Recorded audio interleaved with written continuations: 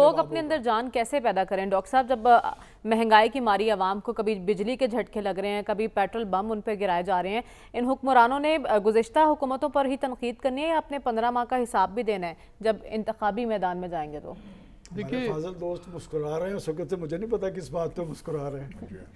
دیکھیے ہمارے ہاں تو یہ ایک سٹینڈرڈ آپریٹنگ پروسیجر ہے، جو چیز 2018 میں ہوئی اس سے ملتی جلتی اس وقت دہرائی جا رہی ہے، جن باتوں کا آپ نے تذکرہ کیا ہے۔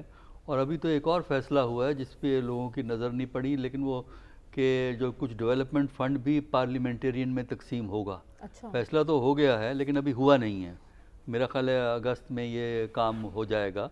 تو یہ 2018 میں بھی ہم نے دیکھا تھا، فنڈ تقسیم ہوئے، کچھ نوکریاں بھی دی گئی تھیں اچھے عہدوں پہ، کچھ اور بھی کام یہ کیا گیا تھا۔ وجہ یہ ہے کہ ہمارے ہاں یہ رواج ہے کہ جو ریاستی ریسورسز ہیں ان کو اپنے فائدے کے لیے استعمال کیا جائے، یعنی ریاست کی جو ریسورسز ہیں وہ عوام کی امانت ہوتے ہیں، لیکن ہم امانت نہیں سمجھتے، ہم اسے وہ سمجھتے ہیں کہ مال غنیمت ہے، ہمیں اقتدار میں آ گئے ہیں، ہاں لہٰذا ہم اپنی مرضی کے حساب سے استعمال کریں گے۔ تو لہٰذا ہم نے دیکھا ہے کہ ہمارے کچھ پولیٹیکل لیڈرز جو ہیں نا اور کچھ ہماری حکومتیں بڑی سخی ہوتی ہیں، رہی ہیں سخی ریاست کے ریسورسز کو تقسیم کرنے میں، اپنی جیب سے نہیں خرچ کرنا، چھوٹا سا بھی ہوگا ریاست خرچ کرے گی۔ تو میرا خیال یہ ہے کہ عوام بیچاری کیا کرے، ایک طرف غربت ہے، دوسری طرف خوف ہے۔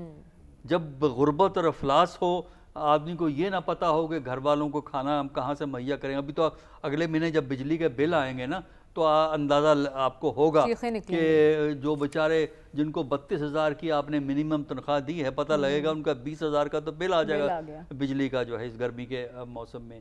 تو اس کی وجہ سے ایک طرف غربت، افلاس، غیر یقینی صورتحال، دوسری طرف خوف کی فضا، کیونکہ اگر آپ نے کچھ باتیں زیادہ اوپنلی کہہ دی تو کوئی پتہ نہیں آپ کے ساتھ کیا سلوک ہو۔ تو ایسی صورتحال میں سیاسی جماعتیں اس پوزیشن میں ہیں کہ عوام میں جا سکیں؟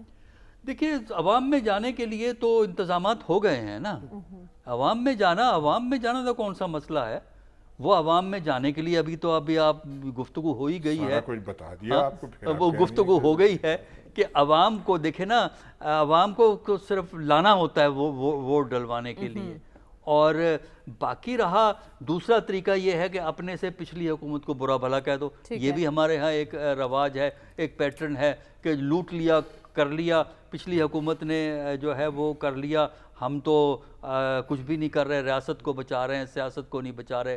بھائی ریاست کا نام میز کرسیاں نہیں ہوتا، ریاست انسانوں سے بنتی ہے، انسان کے بغیر ریاست نہیں ہوتی۔